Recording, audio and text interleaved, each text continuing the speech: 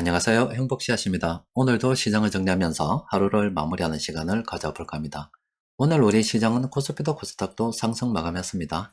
그런데 상승이라고 보기에는 좀 민망한 강보합 마감이 됐는데 코스피는 0.04%, 코스닥은 0.27% 상승 마감했습니다. 시장 움직임은 좋지 않았습니다만은 각 시장의 주도 세력들은 매수를 했습니다. 코스닥의 주도 세력 개인들이 매수했고 코스피의 주도 세력 외국인들이 매수를 했습니다.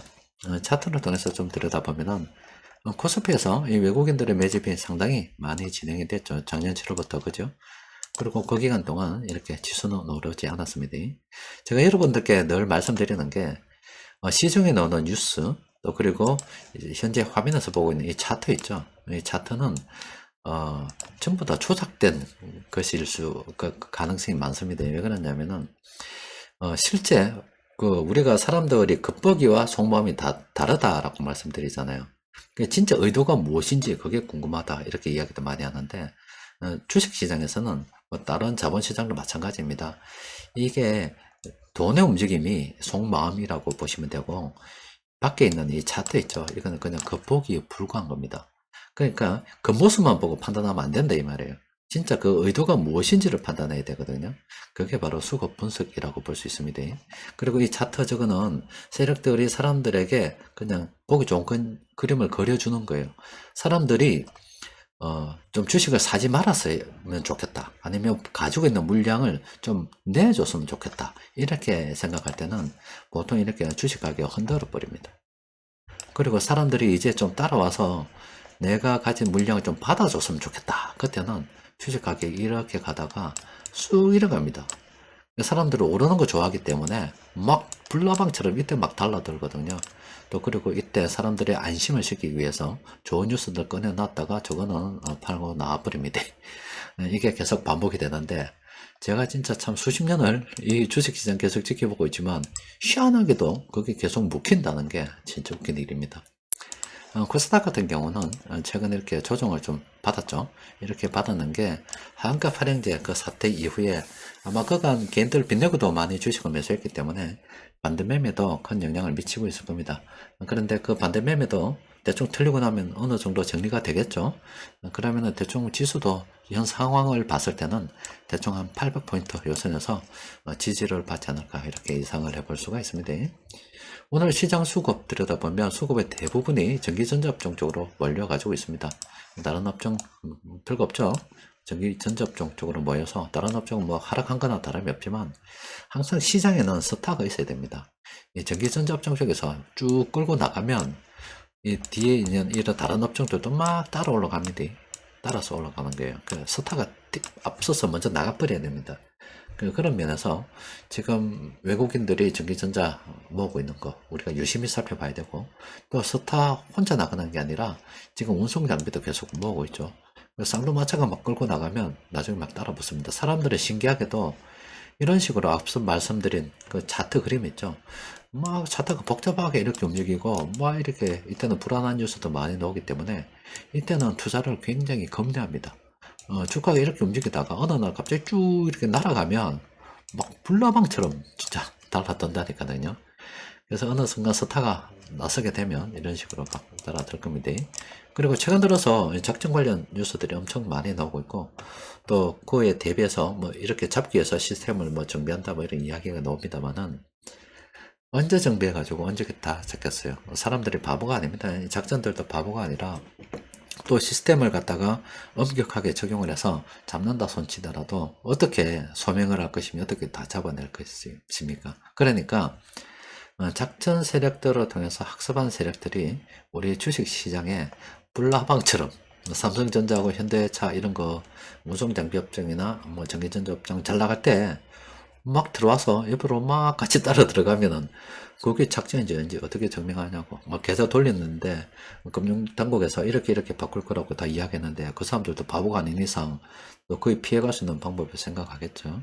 그럼 막 들어오게 되면 시장 어렵게 될 수 있으니까 우리는 계속 물량을 모아가는 게 좋습니다. 항상 이래 겉보기 우리가 겉모습이라고 하는 게 주식시장이 이렇게 불안하게 움직이고 뭐 코스피 차트 다시 보면 이런 식으로 주식시장이 막 이렇게 등락을 거듭하면서 불안한 뉴스 나오는 거, 이게 겉모습이 아니라 이 겉모습을 보고 투자하면 되는 게 아니라 진짜 그 속마음을 보고 투자를 해야 되겠죠. 사람도 이야기 하잖아요. 겉만 번지르하고 속에 아무것도 없는 알맹이가 없는 사람보다는 참 진국이다 이런 표현을 쓰는 사람들 있죠.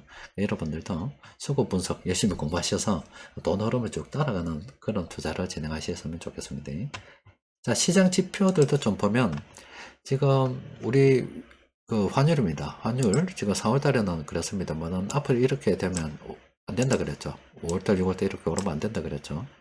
이번에는 뭐 경상 수지 뭐 잠시 흑자로 전환됐습니다만은 무역 수지가 계속 이렇게 적자가 되고 있는 마당에 또 경상 수지가 어떻게 흑자가 되겠어요? 적자 전환할 가능성이 또 큽니다. 어쨌든 간에 한국 상황이 별로 좋지 않기 때문에 이런 식으로 만약에 외국인들이 한국에서 돈 빼가는 움직임이 있으면 참 굉장히 안 좋은 거다. 근데 이렇게 될 가능성이 좀 희박하겠죠. 뭐 경기가 아무리 안 좋아도 또 지금 현 상황에서 경기가 좋아진다는 뉴스는 별로 없겠지만 좀 더 들여다보면은 전기전자하고 운송장비 이게 다 경기와 민감한 업종들입니다. 저렇게 외국인들이 매집을 하고 있는데 왜 사겠어요? 외국인 투자자들이 전기전자하고 자동차 업종 왜 사겠냐고. 돈 벌라고 사겠죠. 그러면 주식시장에서 어떻게 해서 돈 법니까? 뭐 여러 가지 현란한 공매도니 뭐 이런 걸 통해서 세력들은 떨어져도 돈 번다 하지만 그거는 파생 상품입니다. 그 베이스는 깔고 있어야 된다고. 그래도 기본은 싸게 사서 비싸게 파는 거라고요. 그럼 외국인들이 전기전자하고 자동차 업종 막 사죠. 그럼 걔들 왜 사겠냐고. 나중에 비싸게 팔아먹으려고 사겠죠. 그럼 어떻게 하겠어요? 들어 올려야죠, 주가를. 뻔히 내다 보이는 겁니다. 투자는 별로 어렵지 않아요. 하여튼 외환시장 요 움직임을 좀 봐야 되고요. 또 그리고 지금 이것도 또 우리 봐야 돼요. 지금 원유 가격이 때마침 이렇게 낮아져서 참 다행스러운데 이게 또 이렇게 오르게 되면 그렇지 않아도 전기요금, 가스요금 이번에 올랐잖아요. 또 이렇게 되면 또 물가 상승 압력을 더 키울 수 있잖아요. 그렇게 되면 한국은행에서는 소비 살린다고 지금 금리를 내리고 있는데 동결하고 있는데 미국에서 금리를 내린다 하더라도 우리는 계속 동결을 이어가거나 아니면 미국에서 내리더라도 어쩔 수 없이 우리 물가 때문에 금리를 올려야 되는 수도 있어요. 그래서 이 유가도 관심을 가지고 잘 살펴봐야 됩니다. 그리고 금융 가격도 계속 살펴보는 게 좋습니다. 지금 많이 올랐죠. 작년 또 뭐 달러 인덱스하고 비슷한 건데 달러가 갈 데가 없다 보니까 금도 이렇게 금 쪽으로도 많이 갔습니다. 그래서 앞으로는 좀 분산이 될 거예요. 그동안 이렇게 뭐 투자처가 없어가지고 이렇게 금도 들어가고 어디도 막 들어가고 했는데 앞으로는 경기가 좋아진다 생각하면은 뭐 주식시장 또 경기가 좋아지기 때문에 유가도 오르는 거 유가도 들어가겠죠. 또 금리가 떨어지는 동안은 채권도 들어가겠죠. 그러니까 금 가격 지금 올랐다고 해서 물론 뭐 돈이 풀려서 나중에 금의 심판을 좀 받아야 되겠지만은 계속 오른다는 보장은 없습니다. 그러니까 단기적으로 추세적으로는 뭐 계속 오르겠지만 단기적으로 떨어질 수도 있기 때문에 금 투자하시는 분들은 좀 조심해야 됩니다. 자, 그리고 세력들이 오늘 공통적으로 매집한 종목 보면 7개 있어요. 그런데 오늘 종목은 얼마 안 되지만 알짜배기 종목들이 많이 있습니다. 그러니까 이런 식으로 해서 지금 세력들이 매집하고 있는 종목들 보이죠? 이것들은 우리가 공부를 좀 해봐야 됩니다. 그리고 지금 변곡점 지표를 통해서 분석을 해보면 이 두 종목 있죠? 단기적으로 많이 올랐습니다. 자, 이런 신호 나올 때는 참 조심해야 됩니다. 바로 아래쪽에는 이런 종목들 우리가 관심을 좀 가져봐야 되겠죠. 현재 뭐 시장의 방향성은 없어요. 그렇지만 매집은 계속 진행이 되고 있습니다. 우리 주식시장도 마찬가지입니다. 사람들이 겉모습, 또 그 속마음, 의도라고 이야기하는데 참 많은 사람들이 겉모습 시장에 많이 하죠. 그러니까 우리 한국도 아마 다른 나라보다 더 그런 것 같아요.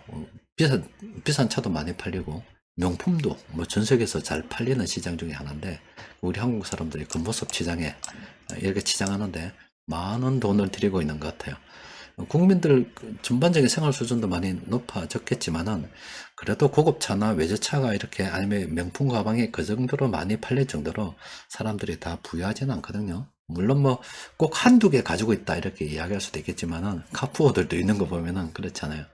그런데 우리 주식시장은 절대로 밖에서 우리가 살듯이 내가 심지어 뭐 명품 좋아하고 뭐 차도 좋아하지만 그 모습, 그게 겉모습이라면 절대로 이 차트에서 보여지는 이 모습 그대로 보고 투자하면 안 됩니다. 그 정말로 거짓말을 하지 않는 딱 하나가 있습니다. 바로 그게 수급이고요. 외국인 투자자들이 계속 매집하고 있는 걸 그걸 보면 됩니다. 그리고 그 속마음을 읽었다 그러면은 그 다음부터는 뭐 경제 분석이고 뭐가 안 봐도 됐네. 왜냐면 경제 분석이란 건 뻔하니까 돈이 늘어나면 잘 나오고 돈이 줄어들면 안 나오는 건 뻔하기 때문에 그건 안 좋을 때 백날 봐도 안 좋은 이야기밖에 없고요. 좋을 때 보면 백날 봐도 좋은 이야기밖에 없어요. 그거 따라 하다 보니까는 살 때 못 사고 팔 때 못 파는 정말로 역매매, 그러니까 높을 때 사고 살 때 파는 바보 같은 짓을 하게 됩니다. 그러니까 이 원리만 정확하게 이야기하고 속내를 깨달았다 그러면 원리는 간단한 거예요. 상식선에서 생각했을 때 그 자석들이 왜 삼성전자나 아니면 현대차 같은 전기전자 업종 그리고 운송장비 업종을 사는가만 정확하게 이해를 하고 있으면 됩니다. 그럼 샀을 때 어떻게 해야 파느냐? 바로 비싸게 팔아야 되는 겁니다. 비싸게 팔려고 하면 어떻게 해야 돼요?